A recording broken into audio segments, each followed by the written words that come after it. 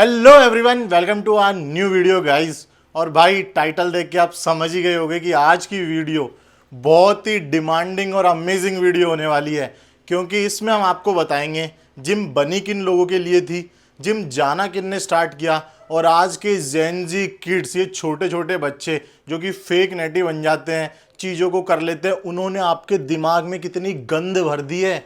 तो भाई कुछ मिथ्स जिनके बारे में आपको भी पता नहीं होगा, हमको भी पता नहीं था, जब हमने आर्टिकल्स पढ़े, चीजें देखी, 5 साल अपनी इस जर्नी में निकाला, तो हमको पता चला कि भाई चीजें ऐसे नहीं काम करती, चीजें ऐसे काम करती है। सो भाई जिम बनी किन लोगों के लिए, जिम बनी क्यों, आई क्यों इंडिया में? ये चीजें तो वेस्टर्न कल्चर में थी। आपने देखा होगा आर्नोल्ड, रोनी कॉलमैन, इतने बड़े बड़े दिग्गज लोग जिम करते थे। तो भाई जिम बनी थी लोगों के लिए जो फिजिकल एक्टिविटी नहीं करते थे बिल्कुल भी, जैसा अपना काम हो चुका है, अंदर बैठे रहो, कुछ भी फिजिकल एक्टिविटी नहीं है, सोर पेन, इन सब के लिए इंडिया में ये कल्चर कभी था ही नहीं।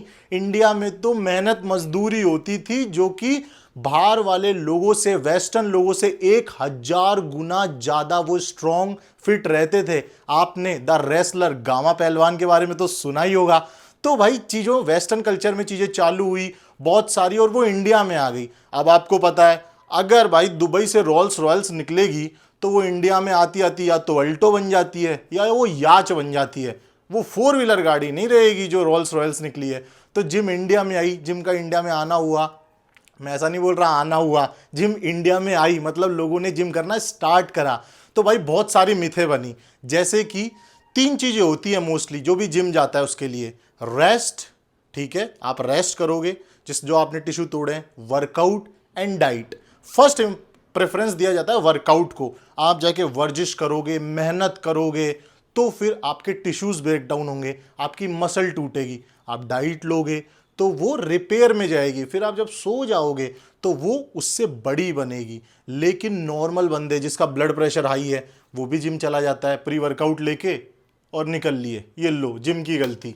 जिस बंदे को जिम जाने की जरूरत ही नहीं है, रनिंग से काम हो सकता है, वो भी जिम चला जाता है। मोटे से पतला होना है, वो भी जिम चला जाता है। पतले से मोटा होना है, भाई ये सब चीजें आप होम वर्कआउट से, रनिंग से, कार्डियो से, इनसे भी ठीक कर सकते हो। हमको 4 से 5 साल हो गए जिम करते हुए, लेकिन अगर मैं आपको पीछे की हिस्ट्री बताऊं तो हमने भी 1 1.5 2 साल होम वर्कआउट कार्डियो किया है। अब coming straight to our point, myths. क्या क्या मिथ्स होते हैं? तो भाई फर्स्ट ऑफ ऑल, वर्कआउट में क्या क्या मिथ होते हैं?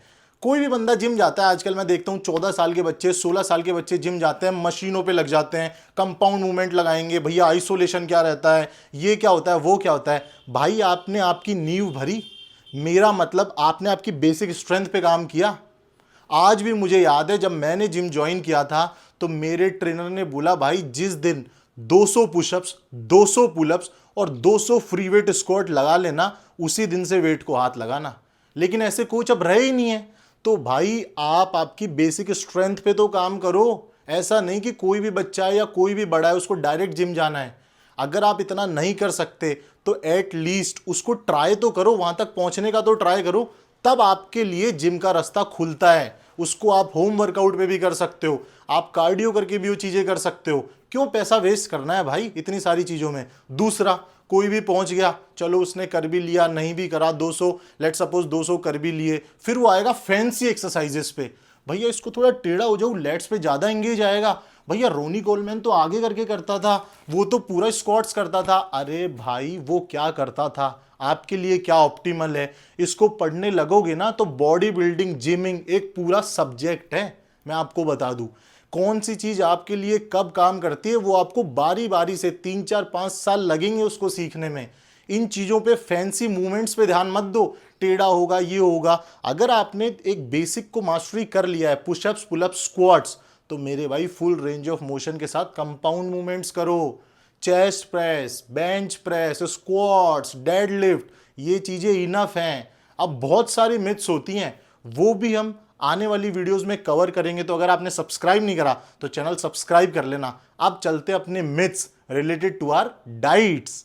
तो भाई लोगों को लगता है, और हमको भी लगता था, कि भाई एवोकाडो खा रहा है ये बंदा, ब्लूबेरी खा रहा है, ये तो प्रोटीन ओट्स खा रहा है, भाई इसकी मील कितनी टेस्टी है, स्ट्रॉबेरी, बॉडी तो स्ट्रॉबेरी से ही बनेगी। ब्लूबेरी खाऊंगा उसी दिन बॉडी बनेगी। राइस केक में जब तक पीनट बटर नहीं लगाऊंगा बॉडी तो तभी बनेगी। भाई ये बिल्कुल फेक चीज़ें हैं, मैं आपको बता दूं। अगर आप रोटी पे पीनट बटर लगा के खाओगे, ब्रेड पे पीनट बटर खाओगे, राइस केक पे पीनट बटर खाओगे, अपनी बॉडी के लिए कार्ब्स, फैट्स, प्रोटीन्स, मल्टीविटामिन्स ये सब वो कंज्यूम करती है। उसको मतलब नहीं मैं राइस केक से कार्ब्स ले रहा हूँ, मैं रोटी से कार्ब्स ले रहा हूँ, मैं दलिए से कार्ब्स ले रहा हूँ। हाँ, जब आप एडवांस एथलीट होते हो या बहुत सारी चीज़ें करते हो तो चीज़ें वेरी करती हैं, लेकिन भाई आप स्टार्ट करो जो घर में खाना है। बाहर का जंक अवॉइड करके रोटी, दलिया, सब्जी, पनीर, छोले, चावल ये मोर देन इनफ हैं। ऐसा मत सोचो आज तो ब्लूबेरी खा लूँगा कल क्या खाऊंगा, परसों कीवी खा लूँगा फिर क्या खाऊंगा, आज स्ट्रॉबेरी खा लेता हूँ कल क्या खाऊंगा। तो ये बहुत बड़ा एक मिथ है कि अगर मैंने ये चीज़ें नहीं खाई तो मेरी बॉडी नहीं बनेगी। मिथ नंबर सेकंड, डाइट में। भाई डाइट भी ले ली, सब कुछ खा लिया, सप्लीमेंट्स नहीं लिया, क्रेटीन तो चलाया ही नहीं, प्रोटीन तो चलाया ही नहीं, बीसीए लूंगा तो एनर्जी आएगी, प्री वर्कआउट नहीं लेता तो किक नहीं मिलती यार, किक नहीं मिलती तो वर्कआउट नहीं होता। अरे भाई क्या हो गया तुम लोगों को?